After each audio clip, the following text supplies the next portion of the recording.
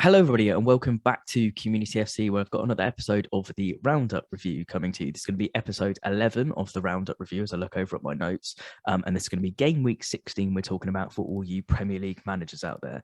Before I introduce my guest, I will quickly say, as I'm sure you can tell from my voice and slash me muting halfway through and drinking a lot, I am not feeling very well. I'm a bit under the weather, but I will try my best to not disrupt the audio. But anyway, let me carry on and bring my guest in. So we've got the regular guest as always back. We've got Rich. How you doing, mate? Yeah, good. Thank you, Aidan. Thanks for having me again. No, absolutely, mate. Absolutely. Always a pleasure. So it's a very interesting week of football, and there's going to be a lot to talk about in terms of, I feel it's decisions kind of out of the games, off, and not in the players' hands and off the pitch stuff and all sorts this week, rather than maybe content itself. Apart from potentially the first game, which I think is probably very football based. So let's just jump straight into it and get this episode done. So the first game I want to start at, which I'll absolutely let you kick off on, is the Leicester Newcastle game, which was 4-0 to Leicester. An emphatic win for Leicester. They looked good for it as well the entire time. Newcastle had a little bit of a sniff. They just obviously they made chances, they just couldn't convert chances at the end of the day. Leicester played often brutal, kind of punishing football, very punishing the attack.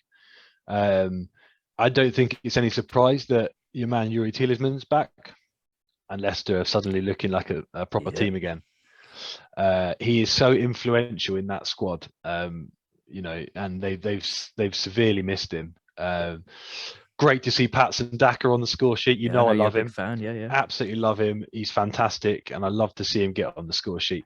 I think it was just business as usual for Leicester in there today, on yesterday, because they controlled the game.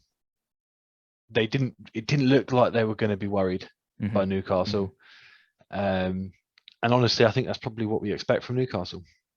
Yeah, I mean that's very fair enough. Like, I think, Newcastle, like the first goal. Let's start, I guess, with that. It's Newcastle playing around from the back. You're playing yourself into trouble at that point, are you? So what are you doing is the main thing from that. So yeah, I think for me, the first one we're going to talk about a lot today, so that's just the way it is. But I think the first decision for the pen is a little bit soft, I think, but we'll get on to more of them. I'm not going to spend too long on both of them. I think it's a bit soft in my opinion.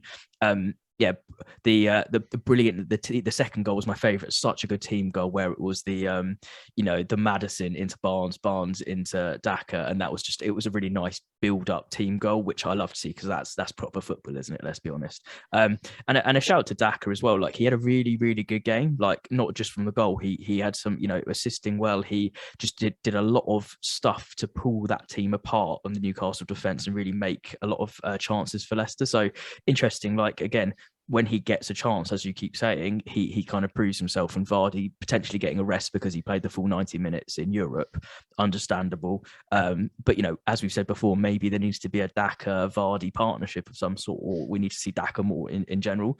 But for me, the biggest bonus for Leicester, and you kind of put half on it, I think touched half on it, but I think it's them back together.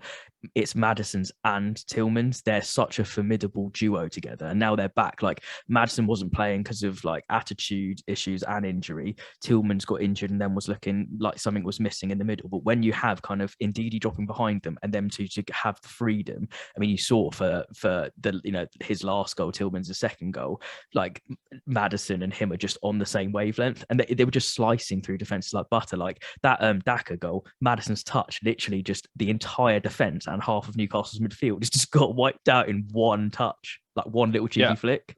I think Newcastle have got a championship defense. Yeah. Honestly, you look across that back line, there's just no one of any real quality there, and they were picked apart. And even the captain, Lascelles, again, is causing issues. He's having, giving away penalties and stuff. And we said maybe they need to buy, the first signing they need to buy is kind of a centre back or something in January. And the last thing I just wanted to say, actually, fair play to for Schmeichel again. There was a mislaid kind of back pass, and he was really scrambling and did a goal line save where he thought he wasn't going to get it. So, shout out for him. But yeah, final thoughts was, it was Newcastle. I think there was a stat saying I don't think Eddie Howe's ever won at the King Power Stadium. So that continued, and I think most people would have said that continued. But it was nice to see from a neutral perspective of the game. It was nice to see Leicester have a dominant performance again, and not kind of these bitty like bit part games. So maybe that Rodgers with the two attacking midfielders, working together again, maybe they can actually pull something together. Yeah, we'll move on. The next game was a very spicy game, is how I've put it. So I'll kick off on this one. Lots to talk about, so by all means jump in and we'll talk about point by point if you need to. But yeah, spicy game is what I've put down here. So it was Chelsea Leeds, and it was 3-2 to Chelsea. Not maybe the scoreline people were expecting. I saw lots of people thinking that there was going to be a lot more goals for Chelsea's way, not so many for Leeds. But yeah, I mean, so to start off with, the Alonso pen, like James / Alonso pen, is it a pen? Does he catch him with his knee? I mean, that's the first one. Again, we say this a lot, but you've seen him given is the classic line. It's soft. Yeah. It's soft. I agree. And I think that was, the start of things. Then we had another point we've talked on many weeks in a row. I'm not going to bother carrying on too much, but I think again Mendy was pretty poor. Like he kind of really has dropped in form, and he should do better from several of their chances, and also just some of the positioning and questionable stuff that he's doing. I don't know, he's just in his own head, I think, a bit, and not playing the same.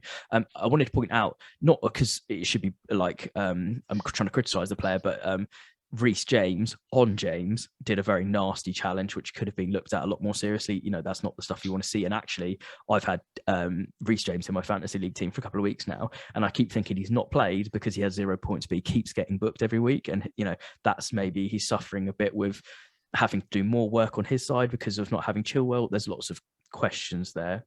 Mount scores again. We've seen that before. Yeah. Like Mason Mount actually in the team again and starting to get the goals back in. And then we'll get on to Chelsea's most important player for the day for lots of different reasons for me, which is going to be Rudiger again. So the penalty that he won is just it is 100% a pen. It's just a stupid decision. Why is he trying to go in and scissor him like that?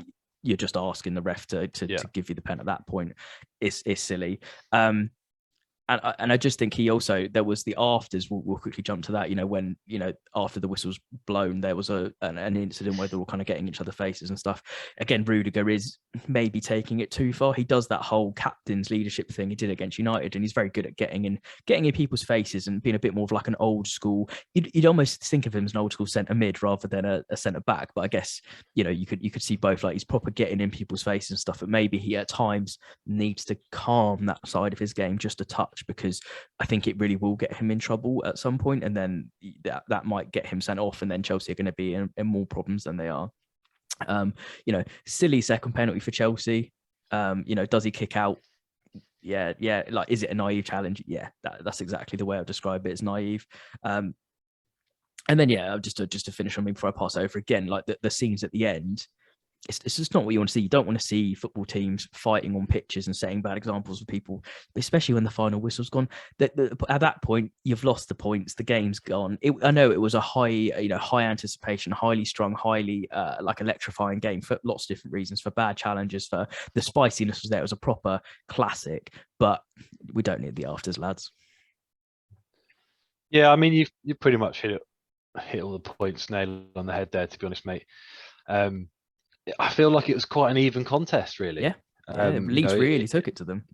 Yeah, it wasn't. Again, we said it last week. This is not the Chelsea that we've seen previously. No, yeah. They look to be a little bit shaken. Maybe that's maybe some tiredness. We've got a lot of fixtures coming up, thick and fast. Mm-hmm. I do think they're missing Chilwell. Yeah. I think Alonso has lost a yard of pace or two. Mm-hmm. He's not the same player he used to be. And I think I kept seeing him getting caught out time and time again, especially in defensive areas. I feel he provides a lot more than going forward than he does at the back these days. That seems to be his MO. Yeah, I agree. But yeah, like you said, it's not nice. You don't want to see, football is a physical game. It's a game that's often quite charged of energy, and it's quite easy. Both of us have played football. We know what it's like to take these things personally. Absolutely. And, but you can't do it. Not on that sort of level. Not at that level. Not on that stage. You've got And not cameras all Million, over you, seeing everything you do as yeah, you've well. got Like, millions of kids out there who are replicating you as their heroes. You can't be doing that every week. So you don't like to see it. yeah. And the last thing I guess we should point out as well is obviously 2 penalties um for Chelsea, and obviously one for Leeds as well. But it was, we're going to talk about it a lot. There was a lot of penalties given, some of them soft, some of them are not. But also, it wasn't about the penalty point. It was more about Jorginho getting some redemption for 2 weeks in a row, kind of done some mistakes. But his penalties is pretty much a sure thing these days. So fair play to him for getting the points and stepping up and doing some emphatic penalties to win them. So win the 3 points for Chelsea. But yeah, leaking goals is the interesting one. Anyway, we'll move on to another team, which again I did not expect, another match I did not expect to be this scoreline whatsoever. So I'm absolutely happy for you to kick off on this one. So we're going to be talking about the Crystal Palace Everton game, which was 3-1 to Palace. So I'll ask you a quick question at the start of this. Sure. Who started up front? Edouard instead of Benteke. And look what happens. Almost like Vieira's listening to me, isn't it? He didn't get on the score sheet, but my God, he was influential. Mm-hmm. His hold up play was fantastic, bringing in Zaha and Ayew, and Ayew played a blinder. Yeah, he had a really good game. He was constantly getting down that wing. But obviously the star of the show, Conor Gallagher. My God. Oh God, two goals from Conor Gallagher. Yeah. A lot of Chelsea fans out there are saying now, do we try and recall him? I don't I don't think they're going to recall him in January, but I don't see a world where he doesn't play or stay at Chelsea for next season. This is the thing; he's too good, isn't he? Palace all over. I mean, we've said this already, numerous times over the last few weeks. Everton not doing well at the moment. Same old. Half their squad's injured. Half their they got Sigurdsson in prison. Who do you have left in that squad? Mm-hmm. There was a moment where they booed Richarlison being subbed. Yeah, but again, I also want to say we said this a few weeks ago when Rafa did a similar decision and got booed for his choice. But again, the second time he's done it, that player scored that he brought on. Yeah, I think Rafa is a great manager. Mm-hmm. And the Everton fans, I don't think are giving him the benefit of the doubt because maybe of his Liverpool past. I think and this is just conjecture. I'm not an Everton fan at all, but if that was a manager who'd never managed Liverpool, would they be more forgiving? Potentially. It doesn't take much to see the problems they have at that club at the moment, and you can't lay that at Rafa's feet. He's coming, to a club that's essentially falling apart. Literally from the board level down. Yeah, I think, and that's the thing. Like as we said last week, and we were very much doubtful. And it was like, because this guy from the board's gone, they're all unified at not getting rid of Rafa now. Again, if things don't improve, they don't have an option to get the fans off their backs. Like, and I said, like I agree with you. I think Rafa's a great manager, and you can see what he's trying to do. They did. When they kind of got back into it a tiny bit, they did have a couple of chances again, and so he's doing what he can with what he's got. But when your squad is depleted so much and all these things keep happening, of course it's going to be tough. And when Palace are, they've had a few odd weeks, but in general been playing some very attacking, nice football, then you're not going to get away with that. Like you had like Gray, who's been incredible for them this season, gifted the opening goal to Gallagher, basically. We've had the pass back, which is kind of the dink pass back, which is like, what are you doing? And then you get onto that. That's what it is. You talked about the Richarlison thing, which also, when you're a player, in some senses, there's a weird line, right? You want to see them annoyed when they get subbed off because you want to see that they want to play football, but then it kind of has to stop and then not sulk and have as much issue. We talked about Richarlison before, we don't need to go into it again too much, but yeah, doing the same Richarlison things and not being good. Coleman was involved so much this game, actually. Seamus Coleman, for good and bad, was involved in this game a hell of a lot. Like, Coleman, I feel so bad for Everton fans in one sense, they'd be very aggrieved because Coleman was fouled by Zaha in that build-up. Then they get the corner, and if it wasn't because of the corner, it would have been pulled back from Vieira, because then it's a corner, then it's not, and then they score. And it was typical, and even I think the commentator at the time was going, if they score from it, and it's almost that football fate thing where that's what they do. And if you were an Everton fan, you'd be rather peeved at that. Yeah, Benteke came on and did an awful challenge on Coleman later on. Like he just was in it and about it. But yeah, like the main takeaway is Gallagher is just on absolute fire at the moment, and it's the hunger as well. Yeah. As I think they pointed out on Match Today as well. He's annoyed before he scores that last minute goal. He's annoyed that it's going against him, and it is what it is. And again, it was Coleman that tries to take the quick kick out. And again, what are you doing? Let's just dissect that a little bit, because that's Yeah. petulance, if you ask me. That Seamus Coleman he's an experienced player because he now, tries to hit the player, doesn't he? Really? Yeah, it's petulance. He tries to kind of almost lash out, loses the ball, almost immediately he knows that he's made an error here. He just knows straight away. You can see it in his body language. But that to me is a sign of a club that's not doing well. It's fallen apart, because you wouldn't do that if you were happy. Absolutely. And actually, 2-1 at the time, that's not so much of a bad loss. Yeah. But that third goal there, gifted again, like the other, like the first goal. It's. I think they've undone themselves, to be honest. Yeah, I mean, I wouldn't be very happy at all if I was an Everton fan about now. I mean, I think there's something going on in the dressing room there. If Coleman's done that, the way they've conceded 2 goals and the way Richarlison's gone off as well, there's some strife in that club that's not going to go well there. But let's not take anything away from Gallagher's finish. Like, what a finish!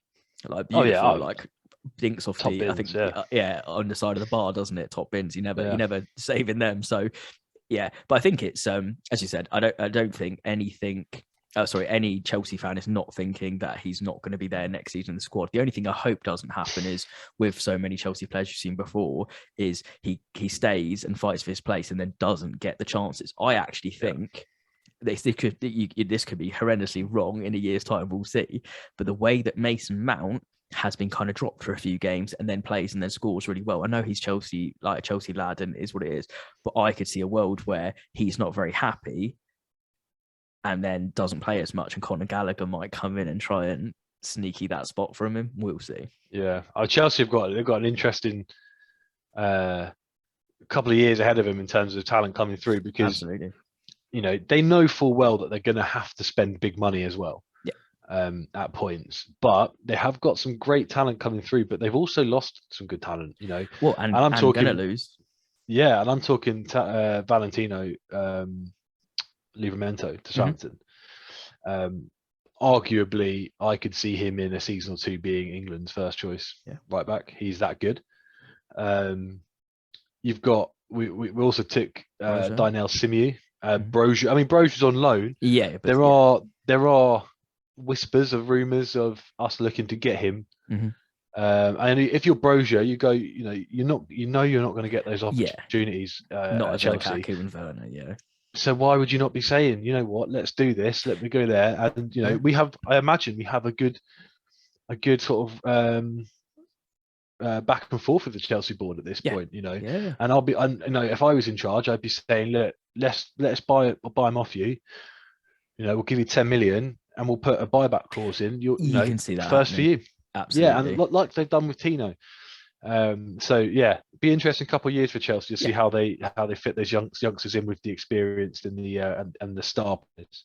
Yeah, I mean, and on that Brozier point as well, why wouldn't you do that in a sense? Because if you're Brozier and you're settled at a club and you're scoring for a club, that's the easiest way than going back and then going to someone else after. When if they do the buyback clause, if you step it up even more, then that is an option for you. So but yeah, and also I was kind of alluding to that. Yeah, Chelsea, I think it's 3 defenders or maybe even 4 defenders that are out of contract this year, so they do need to make some changes, because it's Thiago Silva, Christensen, and Aspilicueta, I think.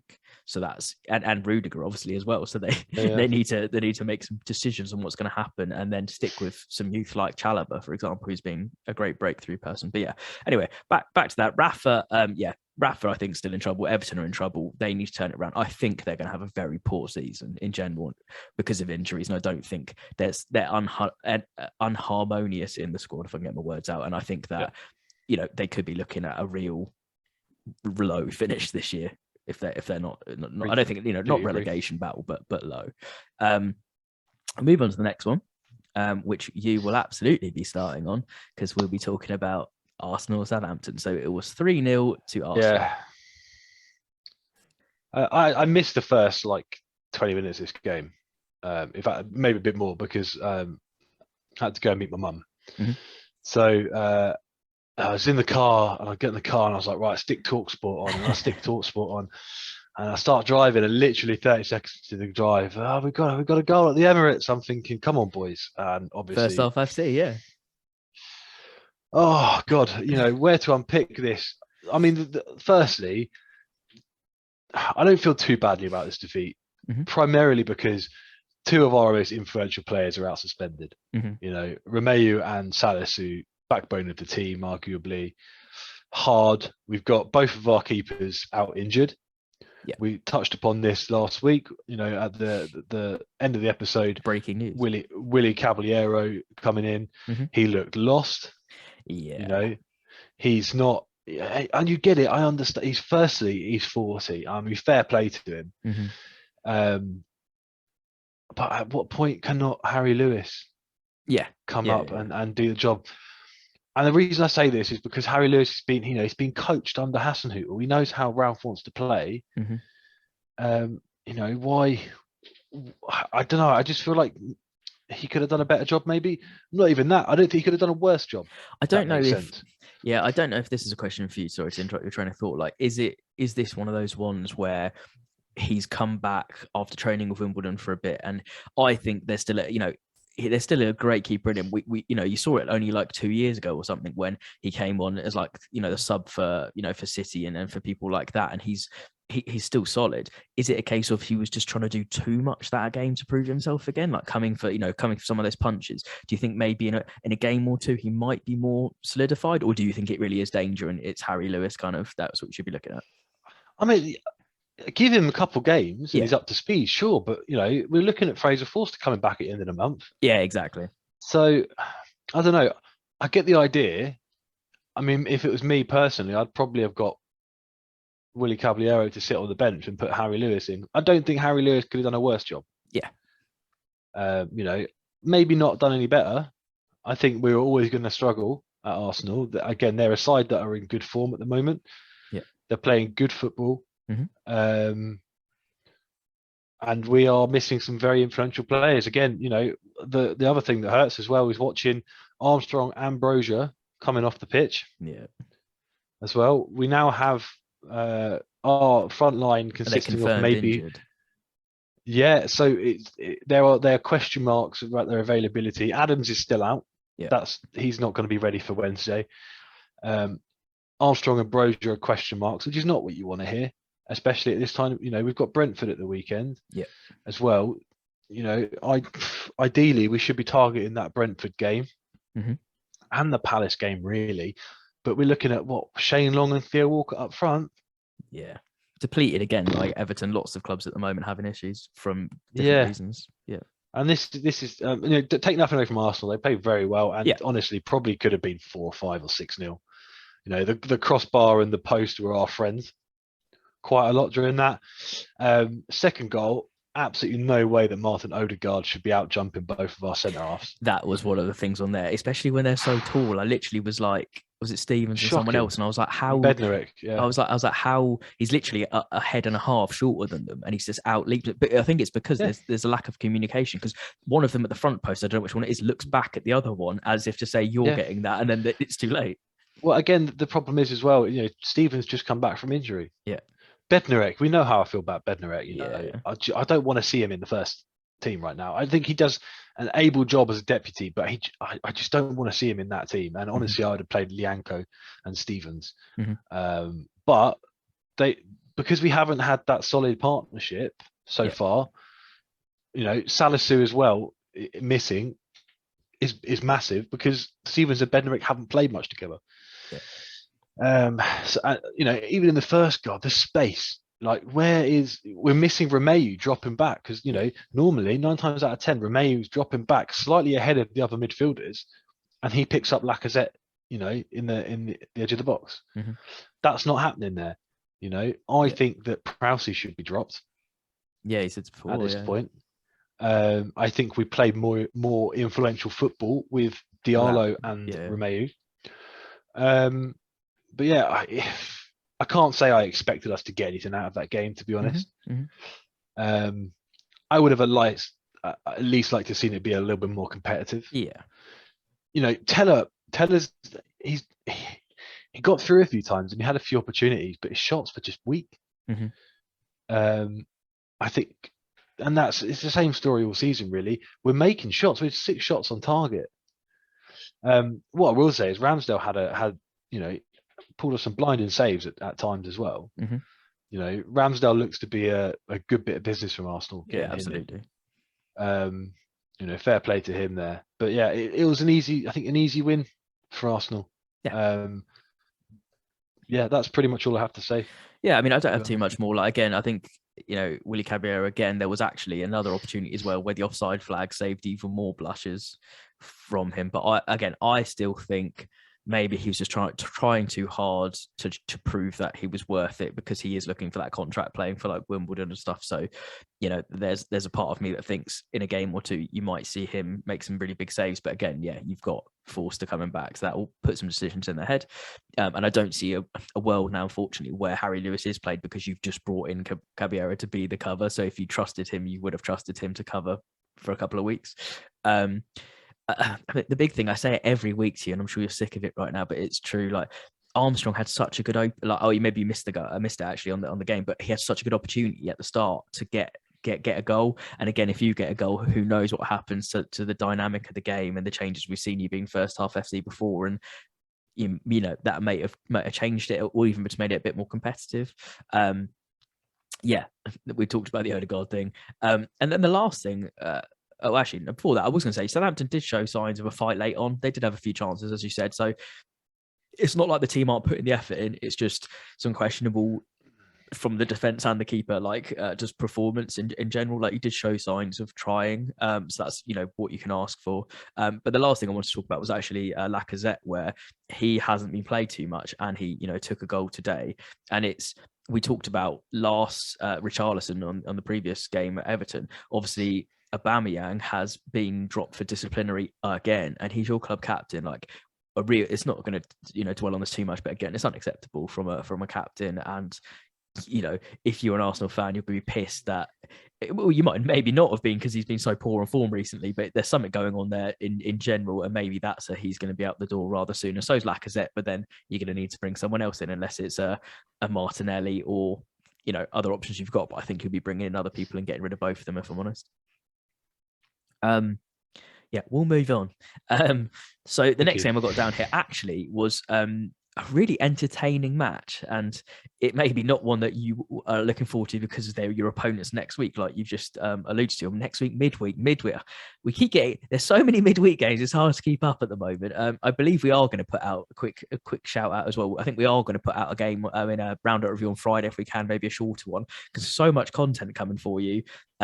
That we just got so many videos that we'll try to make them shorter so you can all keep up with content. Anyway, so the Friday night game was Brentford-Watford, which was 2-1 to Brentford. Now, the interesting for this one is lots of people would have gone, it was probably going to be a 1-1, or some people might have even gone maybe a Watford 2-1, or they thought, it was maybe a low-scoring kind of draw kind of game. Now, the interesting for this one, I don't think I can sum it up better by the first line I want to say is Brentford just showed so much heart in that game. Like, they just kept on going. Like, they will start off with the goal, the first one, which again, we're talking about strikers getting above defenders. I mean, Odegaard's not a striker, but you see what I'm saying. But like, Dennis has been incredible for them. I've had him in my fantasy league team for a little bit now, and he's doing me some good points because he's really cheap. But the leap on him for that goal, like, the defenders are a lot taller than him. That's quite impressive. He's not the biggest guy, and it was a really well taken header. He's on such hot form right now, and it's him or Josh King every game, or both, and so one of them's going to do it for them.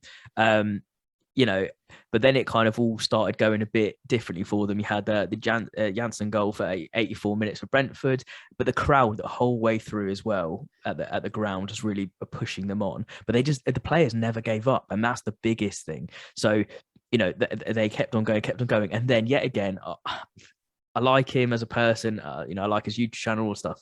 And we know what we're going to say, and we said it for many weeks. But Truce to Kong again. What are you doing? Like you can't be a Premier League defender and make a challenge like that. Worst challenge all weekend for not in terms of like violence, but just what are you doing? You're always going to catch him with your trailing leg, and it's always going to be a pen. Like just dumb. And then obviously that gives them the pen, and Abumo scores 96 minutes. They win the game, and it's huge. And Brentford just wanted it more, full stop, and that's just as simple as it was. Yeah, it's good as well because as we said, Tony's still not in the team. Mm-hmm. Tony being their most influential player, most important player. A lot of teams you'll see maybe will struggle without that. They know Abumo's that. been good. Yeah, and Boomer has been great. He's been very capable deputy. But yeah, I mean, we've seen it time and time again with Watford just switching off. Yeah. In the last 10 minutes or so. I mean, what I will say is Backman pulled some great saves out. Yeah. I think it was a good week for goalkeepers this week. There's some great saves. Mm-hmm. But yeah, Truce to Kong. He knows that he should know about that. He should know that he can't be making challenges like that. Yeah. In the penalty area. And he's been dropped a few times, and I'm sure Ranieri would be going mental at him because that's points. He would have gone there trying to win all 3 points, and because of one decision, they've now lost all 3. Who have they got? Do you know what I mean? They've got no one to step in. Yeah. I think they're just they're I mean that back line for Watford are championship quality. Yeah. And I think Backman's did some good saves, but I don't think he's good enough for the Premier League. Mm-hmm. I love Ben Foster, but getting on. He's getting on a bit. He's been really good this season. I wouldn't say he's been. Yeah, he has been great. Quality, I don't think he's not Premier League quality, but I don't think he's first team quality. Mm-hmm. I think if I was Watford, I'd be looking to get someone in to have Ben Foster on the bench, able deputy, cup games. If he's called upon, he's going to do the job, and he's going to do the job well. But you'd be looking for a bit more youth coming through, I think. Yeah, I mean, a bit interesting because Foster's talked to himself about whether this could be his last season anyway, and then in the Prem that is, and he's talked about maybe going to the MLS for a few years, and I think he'd dominate over there. Absolutely. So who knows? But he's also got a budding YouTube career which is blowing up. So who knows what he's going to do? Right, we'll move on. Million subs now, isn't it? Yeah, literally. So congrats, Ben Foster. That'll be us coming one day. soon. Yeah. That's the dream. Ben, get us on the Fozcast, mate. Or come on the Community FC, either or, we're not fussy. Well, actually, that would bang. Yeah, Ben, if you ever see this, please come on, come on, Community FC. Please. Right, then we'll get on to kind of like last week. We've got 3 games from 3 of the more top teams. I won't say top 4 because one of them's not top 4. Teams which are all 1-0 victories, and all of them penalties. So we've had a lot of penalties we've talked about already, but we will get on to the next one. So the first one I'm going to kick off, which is what I thought actually in my whole weekend, I thought this was going to be the spicy game. I thought this was going to be the one that I was really interested to watch, which was Liverpool-Aston Villa, which was 1-0 to Liverpool, and the return of Stevie G to Anfield. I'll let you kick off on this one. What we saw here was, I feel like Stevie G set Villa up to defend. Mm-hmm. And they did very well. Really Don't get me wrong. They did very, very well for a long, long time. As I said, we had great keepers this week. Martinez had a blinder. So good, yeah. Putting out some cracking saves. We had Aston Villa players putting their body on the line. Mm-hmm. And Liverpool were literally throwing everything and the kitchen sink at Villa. And they did well. They held. They're resolute. And in the end, it was Tyrone Mings with a silly challenge. Yeah. I don't think you can be too aggrieved with it. It was a silly challenge. It's just clumsy, isn't it? I don't think it was a soft penalty. I think it was a penalty. Yeah. I think it was just clumsy defending, really. From someone of Tyrone Mings' quality and experience, you'd expect better. He's not going anywhere where he was. Show him out. It is what it is. Great finish from Salah on the penalty. Mm-hmm. I think all the penalties were well taken. So far. So I think it was. You'd be looking for a little bit more but I think Villa went out there with the game plan of let's just sit back. Yeah. Danny Ings had an opportunity quite late on. Mm-hmm. I get that wasn't a foul. No, Alisson 100% touches the ball with a full hand. Touches the ball. He gets the ball. Yeah. Of course he's gonna claim for it. But yeah, I think that was probably a fair result. In fact, I think Liverpool probably should have been 2 or 3 to the good. Yeah, I mean, they had so many chances to do that, and actually, I've got even more penalty decisions. This was actually the game where there was the most penalty decisions, in my opinion, even more than the Chelsea Leeds game, which if you can believe it, because they had the Mane pen really early on from Matty Cash challenge, which I think was super soft. So if that was given, I think that would have been awful. I don't think that was. I actually do, however, think that the Robertson penalty was, in my opinion, I think he does get like enough. We've seen him given from Nakamba. He does catch him, and so he does kick him. And I'm like, is that, again, maybe ever so slightly soft, but like if I was a ref, I'd be giving that personally. So they maybe could have had another one. We had Martinez in one end of the goal, putting some fantastic saves. I actually think the same as Mendy, Alisson had two chances where he nearly gave it away. Like one of them, I think he slipped. Fair enough. Like, I can't be helped. It just is what it is. But he had another one as well where he just like twice in the game could have let them back into it. And when they're throwing the kitchen sink, like you said, and it's just not going in at 0-0 or even 1-0, you could be losing some points because of that. So that's something that they'll see. Yeah, the Mings challenge, clumsy. It's just the words to cover it, and the Ings challenge we've covered. Great. I think it's a save, and I don't think there's anything more to come up with that. The main thing for me from this was it's another 1-0. We said this last week, and we said it about City a lot.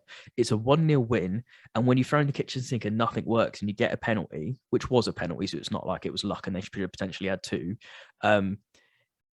That's them carrying on, and that's champions getting points when they need to get points and carrying on that form. Yes, I think Aston Villa will be a bit put out because they defended so well and they were set up, and Stevie G nearly got something on his return to Anfield. And I actually, again, I applaud Stevie G for what he did in all the interviews and stuff, again, when they were like, oh, Liverpool fans are going to give him, and he's like, I don't care, I don't want it. Like, he's there as a manager, he's not there as an ex-player. And I think that's really professional, and that's really good to see from him. And even Klopp had an interview question where they were like, oh, so are you worried that they're looking at the new future Liverpool candidate when he's coming here today and stuff? And Klopp is Klopp, and he's really hard to not like. And he was like, I'm not that guy that gets worried by stuff like that anyway, because I know that I'm not going to be here forever. And he was like, Stevie's a great guy.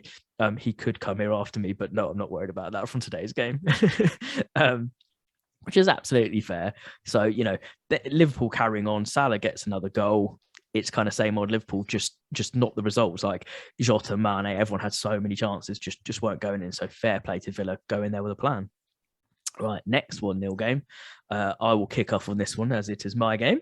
But there's some interesting decisions to talk about on this one. But I don't have like crazy amounts to say. So the first thing I will say is a really positive and negative. It's really push and pull this game. So the way to sum it up, if we're talking, that is scrappy is the word. Really, really scrappy. United didn't play well. Let's put it out there. United didn't play well, but we did in another sense. It's really hard to say. So a quick thing about this was, so United normally have crazy firepower up top, and you're looking at those players and you're like, oh my god, that's ridiculous firepower. It was actually the attack that was really naff this weekend, and actually it's normally the defense and the midfield that lets them down, and it's normally the Ronnie and Dave save show, which yet again it was, and we'll get onto that. But actually McFred both had a great game, really solid, probably the best game they've played together this season. Fred's had some outstanding performances on his own, but I thought Scotty and Fred both stepped up and together to make the McFred worked really, really well. So that's fair play to them. Again, the defense, a bit like the game before, they're throwing their bodies on the line. Considering we still have, we're not playing Wan-Bissaka, we're not playing Luke Shaw, we don't have Raphael Varane, which again, for half the people have forgotten that we have at the club because he's been injured. And when we're back to full force, he will be something to reckon with as well. And I know that Dalot and Tellers are actually probably work better in the Rangnick system right now. I'm not disputing that. but yeah, they worked for it and they really put their bodies on the line for it. So that's a really big thing. So no, we didn't look good up front, but yes, we looked better defensively. And the biggest thing about that is before the game, or before Rangnick came in, we'd had 2 clean sheets all season. Since he's come in, we've had 2 clean sheets. And that's building solid, even if the game wasn't good, and it was not good, he's building that solidarity. And if we're getting there, Dave, we'll get onto this. So David De Gea, or Big Dave, is saving us yet again, pulled off some blinding saves, and is keeping us in it. And at the other end, we'll get onto in a second, Ronnie is the other thing. It's them two together. But, we talked about this interestingly, and a quick narrative to bring in was the goalkeeper thing. We said at the beginning of the season, Mendy, unbelievable, best keeper in the Prem. Then it kind of moved to Aaron Ramsdale, and then Mendy really kind of slipped off. And actually, at the moment, I'd have to say, even though Ramsdale has been fantastic last few weeks, I think last 2 or 3 weeks, it's probably been David De Gea has been the best goalkeeper in the Prem. I think that's fair to say, isn't it? Yeah, I mean, this is another one. I said it at the last few games, but both keepers in this game were fantastic. Yeah. I think Tim Krul had pulled off some blinding saves, but yeah, De Gea especially. If you had a lesser keeper between the sticks, I think you'd find yourself quite far down. The amount of points that he has been doing for the last 5 years or That's so. why he wins lots of our awards and Player of the Season constantly. he single-handedly saves you points. When he retires from Manchester United or moves on, I think it'll probably be a move on before he retires. I would love to see a stat of how many points he saved Manchester United since he joined. It will be ridiculous. It will be probably more than any attacking player by a mile. 100%. All right, and then we'll get on to, so we'll go from Dave's save to Roddy's save. So it's always one or the other, and I'm interested to get your view on this one, because for me, right, when I first watched it live, I thought it's a dive, or not a dive. I thought he's gone down easily. Watching the replay, I actually think Max Aarons has just lost his head, because Ronaldo's, even though he's got probably the best leap in the world in terms of headers, Ronaldo's never getting that. You're not looking at the ball, and you do have your arms around him, and you have actually just pulled him down. I think he's personally just panicked and pulled him down. So I think it is a pen. I mean, what's your thoughts on that? Yeah, I think you're right. I think it is a penalty. Mm-hmm. I mean, he's pulled him down. Simple as that. I don't know why he'd need to. Yeah, he just loses his head. Yeah. Again, this is Norwich panicking, I think, a bit there. But it is what it is. I think he didn't need to do it. No. I think a lot of the challenges, a lot of the penalties we've seen given away were clumsy just tackles or just silly mistakes. Absolutely. And Max Aarons, he's a young lad, isn't he? He plays so well sometimes, and I always think I've said it for a couple of years, I think he's going to be such a big talent, but then he does stuff like this like every other week, and you're like, you've got to get consistent and not make those mistakes. He's 21, we'll give him the benefit of doubt. You're playing a massive club. You're gonna make these mistakes. I think what for me, what was quite interesting is it was a fairly even match. Norwich 100%. Had their opportunities, and that's the biggest thing to say. Norwich United played crappy, but the big thing to not take anything away from, Norwich didn't not play well. They played very well. If they I've put down here, if they played like that every week, who knows what could happen?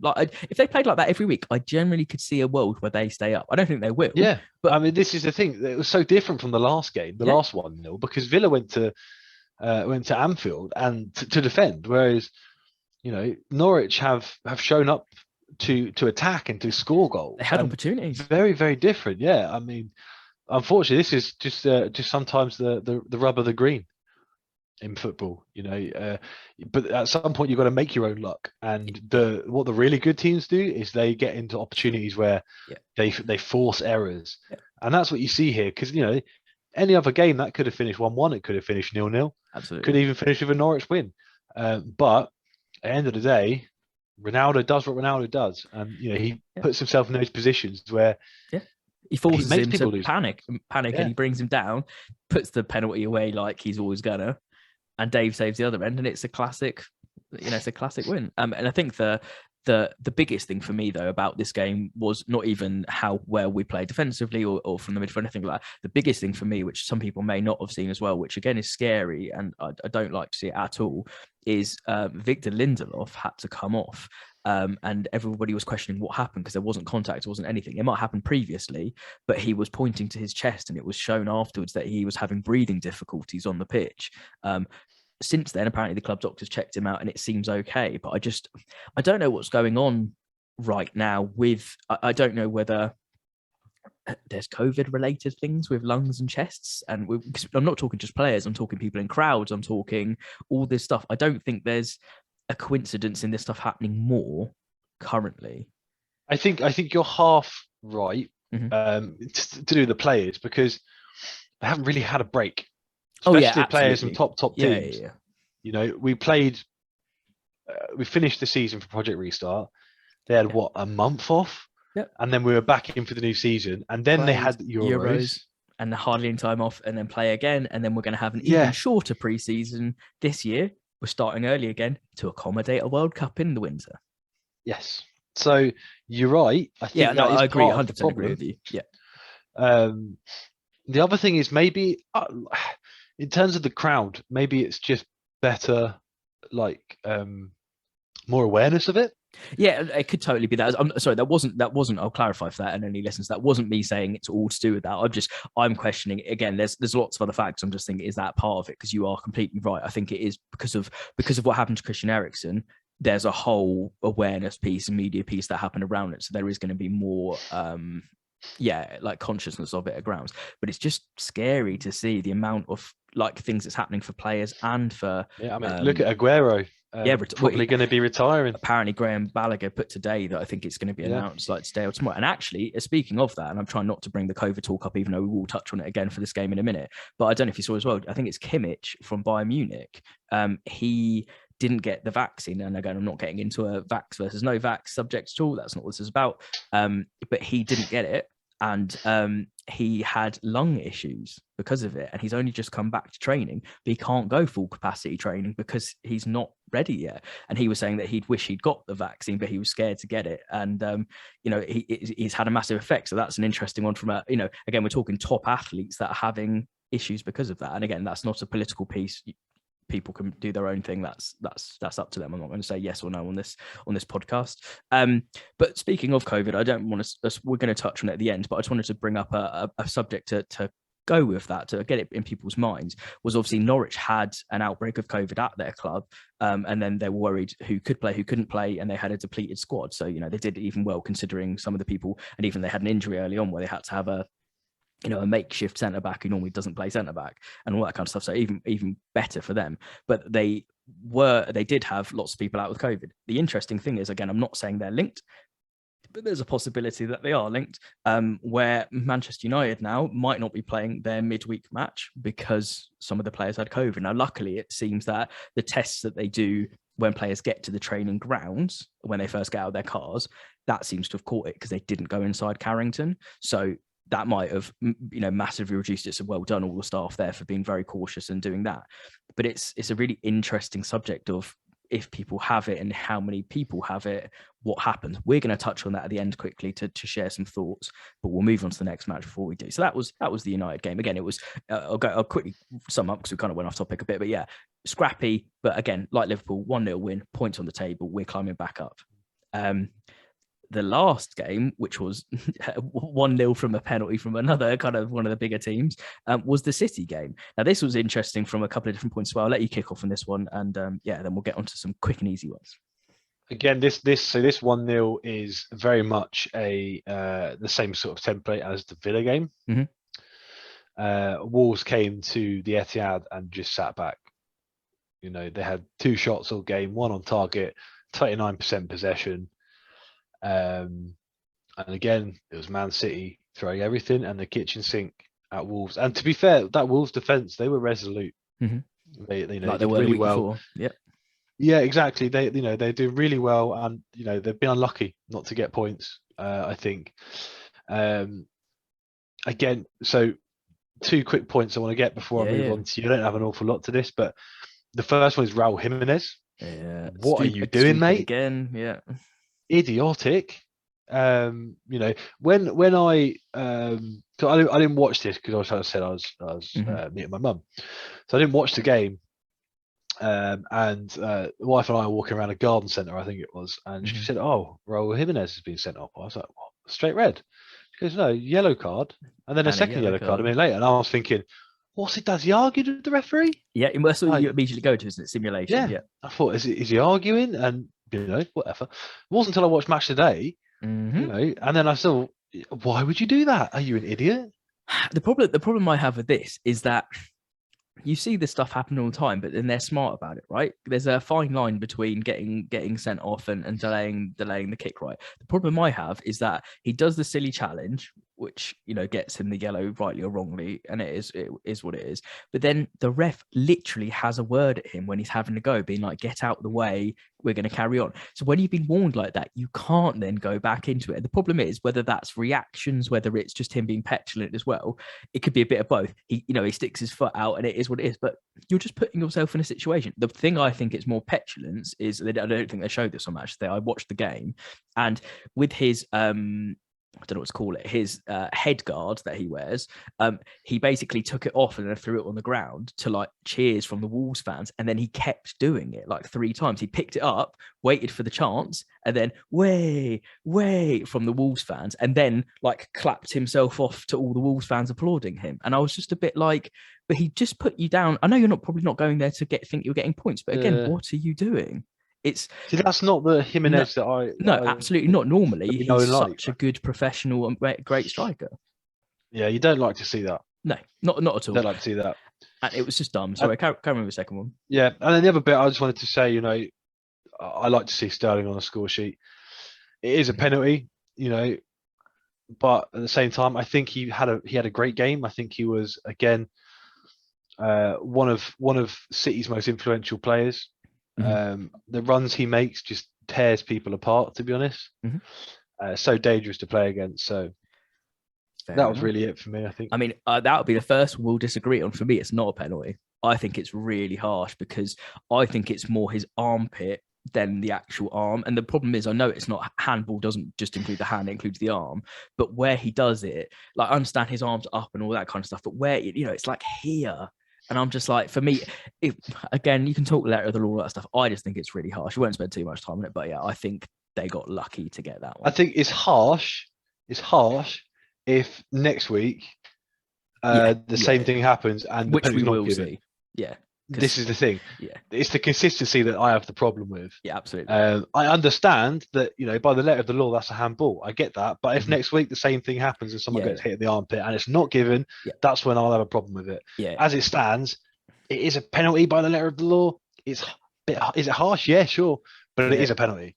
I think, people could argue it may be just a penalty. I'm still going to say no because I just think it was so much of the armpit. But we'll move on from that. The last thing I wanted to point out as well was kind of Grealish had a perfect opportunity to get 2 goals again this week. Again, he just hasn't seemed to really click with it. It's not not bashing Grealish at all. I think he's a fantastic player, but again, you're being subbed off, and obviously for Kevin De Bruyne, 71 minutes, fair enough, because you're trying to win the game. But like again, maybe not the performance that he wanted in that shirt. And do you know what? With that penalty as well, for 10 men, they did put up a fight, just like Wolves did. So it's one of them. I feel they'll feel unlucky, but again, take that performance into the next week. We'll see what happens. We'll get through the last 2 games really quickly because one of them was a non-game, as we'll get into. But the last game that was actually played was a game I did not think would be 0-0, but it was Burnley West Ham. So do you want to quickly go on this one? Yeah, fair play to Burnley. I think they did well there to get a draw from that game. They kind of stifled West Ham, which a lot of teams have struggled with this season. I don't think there was any kind of out-and-out opportunities the West Ham had that I thought should have been buried. I will say I think Burnley might feel a little bit aggrieved not to get a penalty. I do as well. And I remember when I was watching that match there, I was thinking, if I was a Burnley fan, I'd be angry. But as a Saints fan, I kind of, I'm happy he didn't get the penalty. It's an awkward one because he's jumping. That's where I think it throws it into it. But for me, it still is a pen because he does just kick him. And that, what are you doing there? He doesn't get any contact with the ball. He just takes the player out. And it's because it's a clear and obvious, isn't it? I think it's because if he'd called for it, they wouldn't have overruled it. But because they didn't and they reviewed it, they can't. It's not so clear and obvious that they want to. And that's. But I think they'll feel harsh done by. Yeah, I'd feel very hard done by. But I think they They played well. They were compact at the back, and they stifled West Ham. I think in particular, they stifled Declan Rice. You Yeah, know, he had a few moments, yeah, yeah. but you know, for much of it, he was kind of quiet. And I think that was the kind of Sean Dyche Burnley that you're used to Yeah, seeing. I think. absolutely. Yeah, very resolute from Burnley and Dyche's team, and yeah, the penalty shout. Yeah, I think it was. I think it's clear. I think it's clear and obvious, even if they're saying it's not. But again, I wanted to point out, yeah, it should both maybe not amazing chances, both had half chances. Yeah, you saw Declan Rice had a good performance for little tiny spells, not maybe his normal, absolutely going rampant, but neither was the rest of the West Ham team, which you thought potentially were going there to get the win. The only other thing I wanted to put out was it was kind of 2 weekends in a row.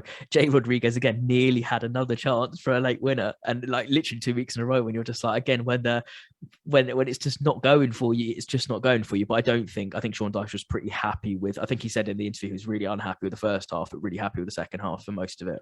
And they'll be buzzing because considering where they are in the league currently, they'll be very happy considering they're getting Absolutely. a point off a top 14, which West Ham are. Yeah, Fourth absolutely. currently. So, and the last game, we don't need to go into it because it's a game that was postponed again. So it was Brighton Spurs, and because of COVID issues for Spurs, it was called off. So that is the Roundup review done. We've got two after stories we want to touch on quickly. One of them is a kind of one that happened today, and one of them we've kind of alluded to already. We're not going to spend crazy amounts of time on it. We're just going to touch on it and bring up some subjects as we think they're important to talk about. So the first one we want to talk about is the COVID issue of teams, and we're not talking about anything to do with vaccines or anything like that. We're simply talking how it affects football fixtures. So we talked about the United Norwich one, but my thing to you was, so we talked about Spurs and Norwich and United and all that stuff linked into one. So Spurs have obviously had 2 Premier League games postponed now, and they've had a European game postponed as well. What I'm trying to ask the question is really, there needs to obviously the main thing, as we say about every week in lots of different aspects, the main thing about this is always safety. That should be the top of everyone's mind, and making sure it's safe for everyone, and should be trying to make sure that the virus is transmitted as least as possible to all clubs from staff levels and everything downwards. The issue I have is Spurs can't keep delaying their games because it will get to a point where they have to play ridiculous, like 3 games in a week, because to catch up on points and stuff. But also, it's not fair on other teams that are trying to play them and maybe keep form and all that stuff as well. But you also have in the classic, like think about it in injuries or normal illness. That's what your subs bench is for. That's what your reserves for. And I know it's really harsh if it's believed that Spurs had 13 players or something ridiculous out, but you've seen it happen for other things where teams have had to put out academy players for nearly their whole squad. And it's one of them, like, yes, it's harsh, but that's up to the manager and that's up to the club to deal with. I think as long as those players are completely safe and not going to pass it on, I think they should be playing these matches. Yeah, completely agree. We spoke briefly before we started recording tonight about this, and I completely agree with you. I think, firstly, what other sort of benefits are Tottenham getting from this? You know, now I don't know if this is the case because I don't know Tottenham's squad depth or what's happening at the moment. But say I've got a player that's out injured for a month, and then I get 13 COVID cases, and I get 2-3 weeks off of fixtures. That is then going to, obviously, you're going to only have to play 1 week of fixtures without that player. Now, that it might not be the case, and it might work out that way. But I still feel like that's a little bit cheeky. Yeah. What I would like to see though is that same consistency with it, because Norwich had to play. Yeah. I don't know how many players are out for Norwich, but they obviously. 2. Yeah, it obviously wasn't as big, and I think it was 13, but I don't think there were 13 first team players. No, that's why. But how many players were out for Tottenham? Why can't Tottenham put youth team players in? Because that's what Norwich had to do. Yeah, and they had to, they literally had a bare thread squad, and one of their most important players, if not the most important player on the pitch for them, had an injury really early on, and they still nearly got a result against United. We're talking about a team like Norwich do not have the squad depth and financial capacity that a team like Tottenham do. Absolutely. So even in the best of times, if Norwich get some injuries, they are looking to pull the youth team up. Yeah. So the question I want to ask is that going to be one rule for one and one rule for the others, or is it? The question will be is I don't know how many players at United have tested positive. It's not reported yet. At the moment, it seems to be, apparently it's a few. I think it might only be like one first team player. They haven't announced it yet. But that's coming on to like my second part, really, because again, it's the safety of the squad. Like if again, I'm not accusing Norwich at all of doing that. And I think every precaution would have been taken that could have been taken. But again, it's one of those things where where's the line drawn on the other side of not passing it on to other squads that then meet. So it's a really, really difficult one. But it can start affecting it. But I think, the players maybe are going to have to start wearing masks again more and stuff anyway when the rules get more restrictive in England, as we currently are going into that. But it's, there just maybe has to be more rigorous testing and stuff, and the players maybe have to shield more and become a bit more, they become maybe a little bit lax with how things have calmed down a little bit. And hopefully we don't lose live sport, because that'd be awful. But safety comes first. It was just, I haven't got anything more to say. I mean, do you've got anything more to add, really, or? Not really, mate. I think that's probably it. I just want to see consistency. Yeah, and that's the thing. But we thought it was interesting to bring up because of how it will start affecting people and clubs, and for fair and unfair reasons. And the last thing we want to talk about, which I didn't have down until today, because there's been controversy all this weekend in sport. We're not getting to the other one. Is the F1, if anyone hasn't got that. I'm a big racing fan, and we won't get into that. But in 2 days, another thing has happened. So I don't think we've ever seen, I don't remember it happening for a while. So what I'm alluding to, sorry, is the Champions League draw that happened. I think it was like 11 o'clock kind of UK time. But basically they had the show like they normally do. They had Arshav in there pulling the balls out. It was a blast from the past. And they were doing, pulling the teams out. And, obviously I was watching the stream because I wanted to see who my club's going to get. And they pulled out Villarreal first. And I was like, okay, well, fair enough. Then they pulled out Manchester United. And then obviously I was like, what's going to happen? Until the guy was like, obviously they can't play each other because they were in our group. So that was fair enough. So then we're waiting the whole time to see I was waiting the whole time to see who United can be pulled against. But basically what's happened is they've then pulled it out. I believe that they pulled it out of the wrong pot. So there's an eligibility issue that's basically caused. But the problem is this didn't happen until after the whole draw had been done. So at the first game, everybody had different opponents. And, Chelsea and Liverpool had like reasonably good ties for them. City had a fairly easy tie, I think you would have said. And United were waiting, and it was either Juventus that were going to play Sporting, or it was, and United were going to get PSG, or it was going to be the other way around. United were last because PSG were the team that didn't get pulled out, and they were going to be playing Manchester United. And I was like, oh, here we go again. And it was just because we've played him so many times recently in Champions League stuff. And actually, I said on a previous Roundup review that one of my all-time favourite Ole Gunnar Solskjaer nights was that PSG game where we took it back to them, and Rashford scored his first ever pen. One of my favourite nights. But for people out there, it would have been the Messi Ronaldo. It would have been Poch to United potentially in the summer, like on all these storylines that were written. And I was like, oh, here we go again. Well, get your tinfoil hat on. Yep. Because Twitter went mad with people calling a fix for that one last Ronaldo versus Messi show. And then it obviously had to be redone, because the UEFA statement, I've kind of got a quick snapshot of it here, was following a technical, I think my screen's frozen, I'm putting quotation marks up, following a technical problem with the software of an external service provider that instructs the officials as to which teams are eligible to play each other, a material error occurred in the draw for the UEFA Champions League round of 16. So everyone was, every single normal social account, or the proper, Manchester United accounts were all tweeting out going, right, here we go again, it's back to Paris, and getting all the pictures and stuff ready, only for a few minutes later to be like, no, we're redoing it. And everyone was like, what? So it's good that they've redone it because of, there being an issue. So they've admitted that. But then again, teams that may have got easier or harder are going to be pissed either way. So obviously it was redrawn.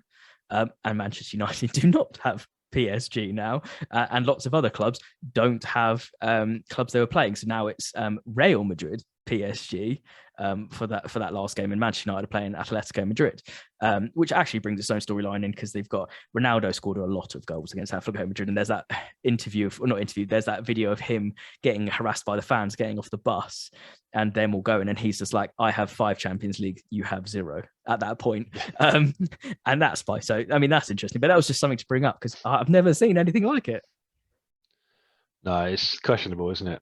It really is questionable. And it makes you think, like, all that kind of stuff's horrible. We talked about all this stuff in the previous weeks. I hate when stuff seems to get influenced by stuff that isn't like maybe Ballon d'Ors and stuff like that as well. There's lots of stuff we're just like, right, let's just actually do it properly, and let's not have any rigging or whatever it is. Let's just see them pulled out and let's play sport fairly like it should be played. Anyway, let's not go into that any further. I just thought, obviously, that was the biggest thing in the world of football today. So that was worth bringing up. So that has been the Roundup review for episode 11. Thank you, everybody, for watching. If you have been liking this content, don't forget to hit that like button, subscribe, and hit the notification bell to get a notification every time we put a video out, because you're going to be seeing a lot of them over this week. One Friday night, you're going to be seeing one Monday, and then maybe even a very special video just before Christmas coming out as well. So there's a lot of content coming in the next, like, basically 2 weeks. So you want to stay notified for that. But as always, I just want to say a big thank you to my guest, Rich. Thank you so much for coming on as always. We appreciate your opinion. Thank you very much for having me as always. Pleasure, mate. Absolute pleasure. So yeah, again, thank you very much for watching. We will be back on Friday night if it goes up on time for a midweek Roundup review. But yeah, so there's a lot of football coming thick and fast. Let's see what happens. Thank you very much for watching, and we will catch you all soon. Thanks very much.